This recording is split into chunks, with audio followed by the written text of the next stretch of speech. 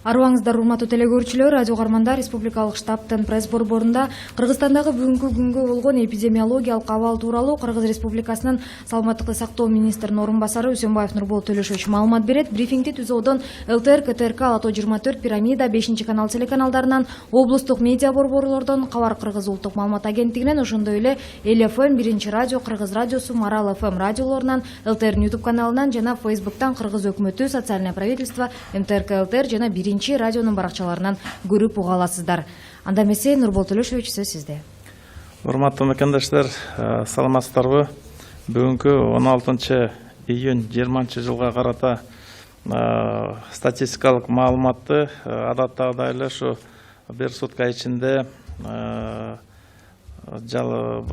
ооруканадан чыгарылган бейтаптар жөнүндө баштасак, бир сутка ичинде жалпысынан 34 бейтап айыгып чыгарылды. Бишкек шаарынан 9, Чүй областынан 17, Ош шаарынан 3, Нарын областынан 4 бейтап жана Жалал Абад областынан 1 бейтап айыгып үйлөрүнө кайтышты.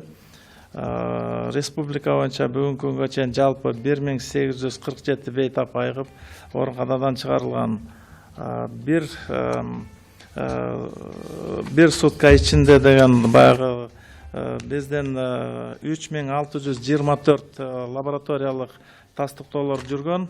Ошол тастыктоолордун жыйынтыгы менен бүгүнкү күндө дагы ушу COVID-19 инфекциясын жугузуп алгандардын жаңы 100 учуру катталып, Бишкек шаарында 57, Чүй областында 11, Ош шаарында 11, Ош областында 6, Ысык Көл областында 2 учур, Жалал Абад областында 1, Нарын областынан 9, Талас областынан дагы 3 учур катталып бүгүнкү күнү табылып чыгып атат.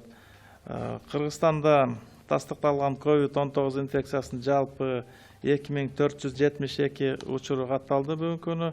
Анын ичинде Жалал Абад областында 186, Ош областында 261, Ош шаарында 280, Чүй областында 226, Бишкек шаарында 783, Баткен областында 36 учуру катталып атат. Нарын областында 416, Ысык Көл областында 33, Талас областында 11 учур жана бизден чет өлкөлөрдөн кайтып келген мекендештердин арасынан дагы 240 учуру табылган. Бүгүнкү күнү бизден бейтапканаларда жаткан бейтаптардын саны 597, оор абалдагысы 32, бүгүнкү күнү жандандыруу бөлүмдөрүндө 6 отуруп атат, орточо оор абалда 110, канааттандыралы калыбында 368 бейтап туруп атат. Ошонун чыгарылганы 1847 болуп, каза болгондор 28, бүгүнкү күнү дагы бизден бейтапканалардын бирөөндө дагы бир өкүнүчтүү учур катталып атат. Ушу 85 жаштагы аял киши дарылоого келип түшкөн. Ушул бизден улуттук фтизиатрия бөлүмүндө турган борбордо турган бөлүмгө келип түшкөн экен. Ошол пневмония менен келген, өтө оор абалда болуп, кийин ошол жерден жанакындай лабораториялык изилдөөлөр жүргүзүлүп, тастыктоо жүргөндөн кийин ушу COVID-19 дарты табылып, азыркы күнү атайын Кыргыз-Түрк ооруканасында деген ушул бейтаптарды кабыл алуу жүрүп атканын жакшы билесиздер. Ошол жака которулуп, бирок бизден жүргүзгөн дарылоо карабастан, реанимациялык иш-чараларга карабастан мына түн менен ушу бул киши кайтыш болуп калды. Мындан тышкары дагы мына ковид жугузуп алгандардын арасында дагы башка дарттан баягы каза болуп калган дагы бир учур бар. Бул Сузак районунда, Жалал Абад областында өзү кан рагы менен ооруп аткан экен. Ошого дарыланып аткан учурда дагы ошо COVID-19 жугузуп алып, кийин бирок өзүнүн баягы основной оорусуна байланыштуу деген ушу жанакында осложнение берип онкология жагында болчу, ошол себептүү каза болуп калган. Мына бул дүйнөлүк саламаттык сактоо уюмунун берген атайын деген жолдомолору бар. Ошого жараша деген ошол коронавирустун түзмө-түз тиешеси бар болсо дагы өзүнчө учетко алынат. Эгерде ошо коронавирусту жугузуп алган адамдар дагы башка дарт менен жанакындай каза болуп кала турган болсо, бул дагы өзүнчө бир жанакындай биз учет жүргүзүшүбүз керек экен. Биз ошол маалымат катарын айтып атам. Мына бүгүнкү күн ошол каза болуп калган ошо маркумдардын жакындарына, туугандарына ошо саламаттык сактоо министрлиги ошо терең кайгыруу менен көңүл айтат. Бүгүнкү күнү дагы ошол 10.446 адам бүгүн контакт болуп үй карантиндеринде ошо медициналык көзөмөлдүн алдында туруп атышат. Булар жанакы COVID-19 менен тастыкталган оорулар менен байланышта болгон жактардын саны. Республика боюнча обсервацияда жаткан адамдардын жалпы саны бүгүн 1671 түздү. Мына бүгүнкү күнү ошо республикабыз боюнча 100 жаңы учуруна токтоло кетсек, 53 адам бул мурдагы жанакындай контакт болгон адамдардын арасындагы лабораториялык тастыктоолор жүргүзгөн жыйынтыгында табылып атат. 53%. Мындан тышкары 9 учуру бул сырттан келгендер ошо жана дальнобойщик айдоочулардын арасында да болуп атат. Жана берки чет жактан келген мекендештердин арасында да туруп атат. Ошол эле учурда 38 учурунда деген ошо жанакындай инфекциянын булагы табылбай жуга турган шарттарын деген ошо караштырып, териштирип аткан учурубузда бүгүнкү күнү мына коронавирустун катталган учурлары деген көбөйүп калып атат. Өзгөчө мына Бишкекте 100 учурдун 57си ошо Бишкек шаарында болуп атат. Мына дагы бир эле ирет кайталай кетели, ушул Бишкек шаарында туруп аткан мекемелердин ичинде дагы кандайдыр уюмдарда иштегендердин арасында дагы ошо контакт болуп тарап аткандарын сиздерге маалымдап келебиз. Дагы эле ошо маалымдап атабыз. Ошол толук кандуу жана саламаттык сактоо министрлиги берип аткан өкмөттөн бекитилген убактылуу санитардык эпидемиологиялык талаптарды ошо аткарбай коюп аткандыгыбыз ошо түзмө-түз ушундай абалга алып келиши ыктымал болуп атат. Муну дагы бир жолу чакырык жолдойт элем. Ушу беткап режимди кармайлы, антисептиктерди колдонуп, дистанцияны сакташыбыз керек. Муну дагы бир жолу ушул сиздерге эсиңиздерге алып, ушу баса белгилеп кетейин. Мына ушул коронавирус жугузгандардын саны күндөн күнгө өсүп, ушул жерде тегеректегилерге ушу көп коркунучтарды алып келиши мүмкүн. Ошон үчүн дагы бир жолу эсиңиздерде болсо, биз дистанция кармап, жанакындай өзүбүздү сактай турган бир шарттарды камсыз кылышыбыз керек. Көптөгөн рейдтерди жүргүзүп, бүгүнкү күндө жанакы шарттарды аткарылып атабы, жок ошолордун баарын текшергенге аракет жасап атабыз. Бирок тилекке каршы мына морекиндей оорулардын саны өскөндүгү байкалып атат. Ошон үчүн ар бирибизге деген ушул баягы күмүш сырга катары муну деген тамашалашып же болбосо этибарга албай коюш негизи такыр туура эмес. Муну деген биз аракет кылышыбыз керек. Жалпы баарыбыз тең. Мына бүгүнкү күнү монтип эмне шартта жууп атканындагы өтө кыйыныраак болуп атат. Талдап чыгыш, анын баарын изилдөөлөрдү жүргүзүп атабыз. Ошентсе дагы мына элдин арасында коронавирустун инфекция мына иштебей үйдө отургандар дагы, иштеп жаткандар дагы, мына медицина кызматкерлеринин арасында дагы эле ушул инфекция катталып атат. Бул болсо дагы эле ошол өтө опурталдуу оор экендигин эсиңиздерге салып коеюн деп атам. Уважаемые соотечественники, информация на 16 июня 2020 года. По установленной привычке за последние сутки выписано 34 пациента с ранее подтвержденным диагнозом. В Бишкеке 9 выписано, в Чуйской области 17, в Волжской области 3, в Нарынской области 4 и в Джалабадской области выписан 1 пациент с отрицательными результатами на коронавирус. Всего за все время выписано с выздоровлением 1847 пациентов. За сутки было проведено 3624 лабораторных исследования, в результате которых было выявлено еще 100 новых случаев, подтвержденных случаев заражения COVID-19.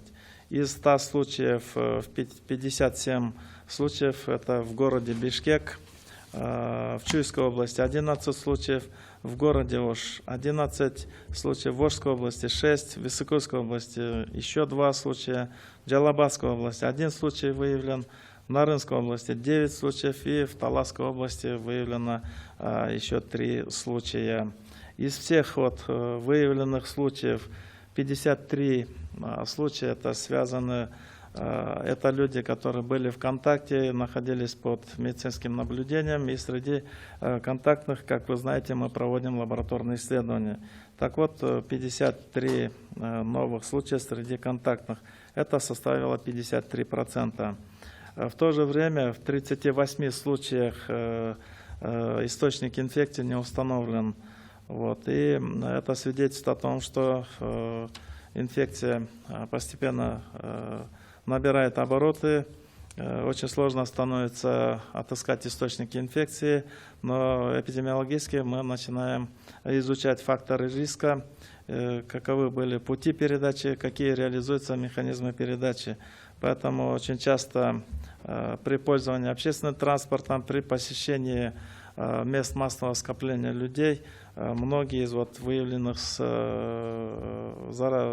заразившихся лиц, они отмечают эти факторы, что пользуются общественным транспортом при условиях несоблюдения многими пассажирами правил масочного режима, дистанцирования, а также в местах массового сбора людей. Там тоже очень много людей, которые не соблюдают элементарных правил безопасности. Поэтому еще раз призываю соблюдать осторожность с этой болезнью. Поэтому предохраняйтесь, предохраняйте себя и своих близких родственников и детей. Потому что все-таки болезнь, она коварная, очень контагиозная. Заболеваемость на сегодня регистрируется, особенно в городе Бишкек, это не только среди пенсионеров или среди тех, кто сидит дома, но и среди тех, кто работает в организациях, на предприятиях. И зачастую занос инфекции в какую-то организацию всегда чреват тем, что количество случаев увеличивается и передается дальше и дальше. Поэтому еще раз призыв соблюдать простые элементарные правила, которые могут предотвратить случаи заражения. В Кыргызстане зарегистрировано таким образом 2472 подтвержденных случая COVID. Из них в Джалабадской области 186, в Волжской области 261, в городе Ош 280, в Чуйской области 226, в Бишкеке 783, в Баткенской области 36, в Нарынской области 416, в Высокойской области 33, в Таласской области 11 и, как вы знаете, среди прибывших из-за границы наших соотечественников было выявлено 240 случаев заражения COVID-19. На сегодня в стационарах находится 597 пациентов, из которых 32 в тяжелом состоянии. В реанимации находится 6 пациентов. Средней тяжести 110, в удовлетворительном состоянии 368. Выписано 1847. На сегодня с глубоким прискорбием мы сообщаем, что зарегистрирован случай смерти от COVID-19. Это женщина 85 лет поступила в отделение, провизорное отделение Национального центра фтизиатрии с пневмонией и в тяжелом состоянии. При лабораторном исследовании подтвердился COVID-19, коронавирусная инфекция, и она была переведена в Кыргызско-турецкую больницу, где на сегодня осуществляется прием тяжелых больных с COVID-19. Несмотря на все проводимые лечебные реанимационные мероприятия, пациентка, к сожалению, умерла. Вот. Кроме того, был случай смерти от апластической анемии. Больной получал лечение против основного заболевания, но произошло заражение COVID-19. При профилактических лабораторных исследованиях у него был подтвержден COVID-19, подтверждено заражение, но при этом, несмотря на долгое лечение, на химиотерапию, больной умер от своего основного заболевания. Но и есть при этом методическое руководство Всемирной организации здравоохранения, где учет вот таких больных должен вестись обратно, вернее, должен вестись отдельно. И, тем не менее, вот такой момент у нас есть. Министерство здравоохранения с глубоким прискорбием выражает соболезнования родным и близким от умерших от COVID-19. На сегодня 10 446 человек находятся под домашним карантином и под медицинским наблюдением. Это те люди, которые были в непосредственном контакте с подтвержденными случаями. На обсервации по Кыргызстану находится 1671 человек на сегодня. Проводятся лабораторные исследования, анкетируем, и после отрицательных результатов будем переводить их под домашний карантин. На сегодня, я еще раз повторю, что идет нарастание числа случаев коронавирусной инфекции среди населения и среди горожан. Вот, из 100 случаев вновь выявленных, 57 случаев это приходится на город Бишкек. Поэтому еще раз мой призыв к горожанам и гостям нашей столицы быть предельно осторожными в отношении коронавирусной инфекции. Соблюдая элементарные, простые меры, мы можем предотвратить заражение этой инфекцией и сохранить здоровье своих близких и родственников. Поэтому при посещении мест массового скопления людей, пользовании общественным транспортом необходимо соблюдать вот эти элементарные правила, такие как ношение масок, дистанцирование и пользование антисептиками. Вот. Таким образом, эти элементарные простые вещи могут нам спасти свое здоровье. На сегодня вот такая статистическая информация. Спасибо, Нурбулат Илюшевич. Уважаемые телезрители, радиослушатели, на этом мы завершаем брифинг в пресс-центре Республиканского штаба. О текущей эпидемиологической ситуации по Кыргызстану вас проинформировал заместитель министра здравоохранения Кыргызской Республики Усенбаев Нурбулат Илюшевич. Прямой эфир брифинга вы могли посмотреть и услышать на телеканалах ЛТР, КТРК, Алато-24, Пирамида, 5 канал через областные медиацентры, Кыргызское национальное информационное агентство Кабар, а также на радиостанциях ЛФМ, Биринчи радио, Кыргыз радиосу, Марал ФМ, на YouTube-канале ЛТР и в Фейсбуке на страницах Кыргыз Өкмөтү, социальное правительство, МТРК ЛТР и Биринчи радио. Спасибо за внимание.